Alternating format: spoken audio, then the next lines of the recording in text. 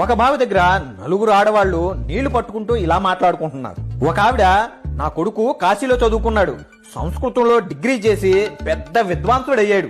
రెండో ఆవిడ, నా కొడుకు జ్యోతిష్యం నేర్చుకున్నాడు, వాడు చెప్పింది చెప్పినట్టు జరుగుతుంది, ఎప్పుడు తప్పుపోలేదు.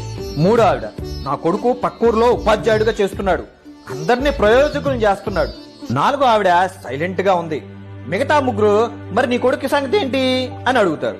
అప్పుడు ఆవిడ, నా కొడుకు చదువుకోలా, కానీ బాగా కష్టపడి వ్యవసాయం చేస్తున్నాడు అనే లోపే మొదట ఆవిడ కొడుకు అక్కడికి వచ్చి అందరికీ నమస్కారం పెట్టి వెళ్లిపోతాడు. రెండో ఆవిడ, మూడో ఆవిడ కొడుకులు కూడా అలాగే వచ్చి అందరికీ నమస్కారం చేసి వెళ్లిపోతాడు. అలాగే నాలుగో ఆవిడ కొడుకు వచ్చి అమ్మను చూడంగానే అమ్మ అంటూ దగ్గరికి వచ్చి తల్లి దగ్గర నేలతో నిండి ఉన్న బిందెను తీసుకొని భుజం మీద ఎత్తుకొని, అమ్మా నాకెందుకు చెప్పలేదు, నేను తెచ్చేవాడిని కదా.